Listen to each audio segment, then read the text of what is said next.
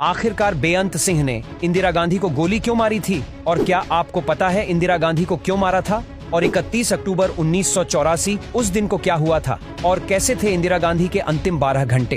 तारीख थी 30 अक्टूबर 1984। जगह थी सफदरजंग रोड। इंदिरा गांधी एक उड़ीसा में चुनावी रैली खत्म करके घर आई थी। दिन भर की थकान के बाद रात के 12 बजे इंदिरा गांधी सो जाती है। उन्हें ये बिल्कुल भी अंदाजा नहीं था कि उनकी आखिरी रात साबित होने वाली है। फिर तारीख आती है 31 अक्टूबर 1984। इस दिन उजाला भी हर रोज की तरह ही हुआ था। दिल्ली की सड़कों पर हल्की गुलाबी ठंड कुछ तो कह रही थी कि आज कुछ अजीब होने वाला है। सुबह 6 बजे इंदिरा गांधी अपने आवास पर सोकर उठती है। फिर कुछ टाइम योग और एक्सरसाइज करने के बाद ठंडे पानी से स्नान कर लेती है। क्योंकि मौसम कैसा भी हो, इंदिरा गांधी अपने योगाचार्य धीरेन्द्र ब्रह्मचारी की सलाह के मुताबिक गीजर यूज नहीं करती थी। इसके बाद इंदिरा गांधी तैयार होती है क्योंकि उन्हें 9 बजे के करीब ब्रिटिश अभिनेता पीटर को अपना एक इंटरव्यू देना था। उसके बाद इंदिरा गांधी नाश्ता करती हैं। हमेशा की तरह एक अर्थ सिंह की ब्रेड, एक आधा बॉइल्ड अंडा, फल और दूध वाली कॉफी उन्होंने नाश्ते में लिया था। तभी इंदिरा गांधी के डॉक्टर कृष्ण प्रसाद माथुर आ जाते हैं। डॉक्टर माथुर 1966 में इंदिरा गांधी जब पहली बार प्रधानमंत्री बनी थी, उसी वक्त से लेकर समय समय पर उनकी हेल्थ चेकअप करने के लिए आते जाते रहते हैं। हालांकि इंदिरा गांधी को ऐसा कुछ नहीं था। वह शरीर में पूरी तरह से स्वस्थ रहती थी। कुछ देर तक डॉक्टर माथुर और इंदिरा गांधी के बीच इधर उधर की काफी बातचीत होती है। काफी समय बातचीत के बाद इंटरव्यू का वक्त हो चला था। इंदिरा गांधी इंटरव्यू के लिए एक सफदरजंग के घर से पैदल ही निकली क्योंकि उनका दफ्तर घर की दीवार के बिल्कुल नजदीक था। अकबर रोड के बीच में मात्र एक गलियारा था, केवल उसे ही पार करना था। इंदिरा गांधी तेज चलती हुई आधे रास्ते ही पहुंची। इंदिरा गांधी के ठीक पीछे दिल्ली पुलिस का कांस्टेबल मैडम के ऊपर छाता तान के चल रहे थे। उनके कुछ फीट पीछे इंदिरा गांधी के निजी सचिव राजेंद्र कुमार धवन चल रहे थे। उनके ठीक पीछे चपरासी और एक दरोगा। इंदिरा गांधी जैसे ही उस लकड़ी के गेट तक पहुंचती हैं कि सामने ही दरोगा बेअंत सिंह नमूदार खड़े थे। बेअंत सिंह पिछले 9 सालों से इंदिरा गांधी की सुरक्षा में लगे हुए थे। साथ ही वो कई बार उनके साथ विदेश भी गए थे। कुछ महीने पहले उन्हें इंदिरा गांधी की सुरक्षा से हटा दिया गया था, लेकिन बेअंत सिंह ने सीधे मैडम से अपील की। इसके बाद उनका ट्रांसफर ऑर्डर कैंसिल कर दिया गया। इंदिरा गांधी का कहना था कि मुझे अपने 6th सुरक्षा कर्मियों पर पूरा भरोसा है। भरोसे की यहाँ पर बातचीत इसलिए हो रही थी क्योंकि कुछ ही महीने पहले ऑपरेशन ब्लू स्टार से 6 समुदाय काफी गुस्से में था। इंदिरा गांधी ने जैसे ही बेअंत को देखा तो उन्हें लगा कि सरदार जी नमस्ते कहने वाले हैं, मगर इंदिरा गांधी ने बेअंत के नमस्कार की मुद्रा में आने से पहले ही हाथ जोड़ ली। मगर उस दिन बेअंत के मन में कुछ और ही चल रहा था। बेअंत नमस्ते की जगह अपनी सर्विस रिवॉल्वर तान दी। इंदिरा के पास शायद आधा या 1 सेकंड रहा होगा। वह छिकी कि क्या कर रहे हो, मगर तब तक गोली की तेज आवाज आसमान को चीरती हुई इंदिरा गांधी के कानों तक पहुंच चुकी थी। बेअंत ने एक एक करके 5 गोलियां इंदिरा गांधी पर चला दी और फिर वे जमीन पर गिर पड़े। तभी गोलियों की आवाज सुनकर एक और सुरक्षा में तैनात सिपाही सतवंत सिंह उनकी तरफ लपका और अपनी स्टेन गन इंदिरा गांधी की तरफ तान दी। बंदूक पर उसके हाथ थर थर कांप रहे थे। मगर तभी बेहद सींग चीखा, ओए चला गोली। इसके बाद सतवंत ने अपनी पूरी बंदूक की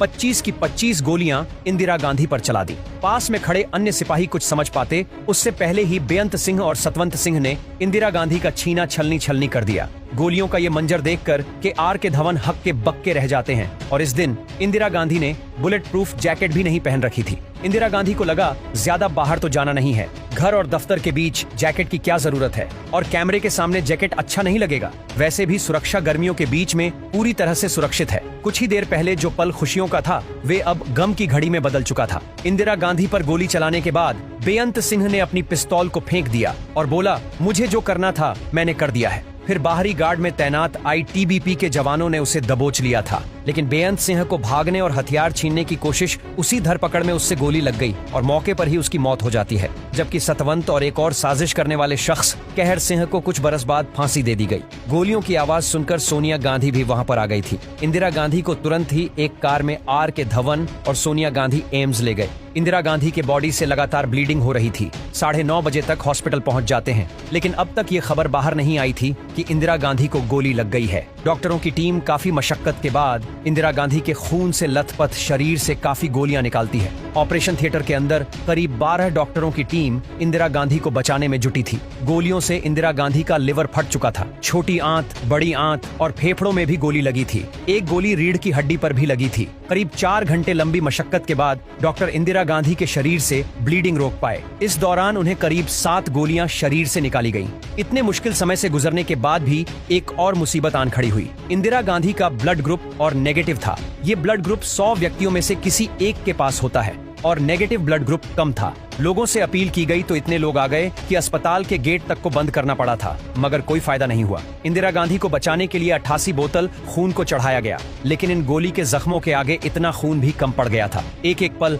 कई घंटों लंबा लग रहा था। बंगाल में चुनावी दौरे पर गए बेटे राजीव गांधी को खबर दे दी गई।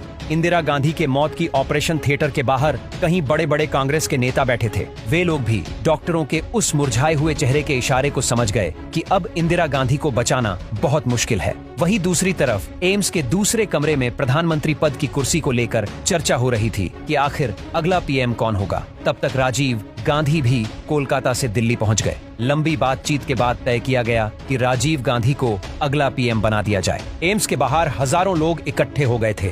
लोग इंदिरा गांधी के नाम के नारे लगाए जा रहे थे। करीब 2:23 पर इंदिरा गांधी की आधिकारिक मौत की घोषणा कर दी गई। इसके बाद मानो पूरे देश में शोक की लहर छा गई। चारों तरफ लोग आक्रोश से भर गए थे। पूरे देश में इंदिरा गांधी की अचानक मौत से सन्नाटा छा गया था। दूसरे दिन अखबारों की हेडिंग के पन्ने इसी खबर से भरे हुए थे। और जैसे ही उस दिन लोगों को ये खबर लगती है कि इंदिरा गांधी को सिख सुरक्षा गार्ड ने मारा है, उसके बाद कई जगह से सिखों को निशाना बनाए जाने लगा। कई सिखों की गाड़ियों को जला दिया गया। बस टैक्सी जहां भी दिखे सिखों को बाहर निकालकर पीटा जाने लगा। माहौल काफी खराब हो चुका था। दिल्ली उन दंगों की आग की लपटों से जल रही थी। इसमें कहीं निर्दोष लोगों को बेफालतू मार दिया गया। इसके बाद देश की कमान राजीव गांधी अपने हाथ में लेते हैं।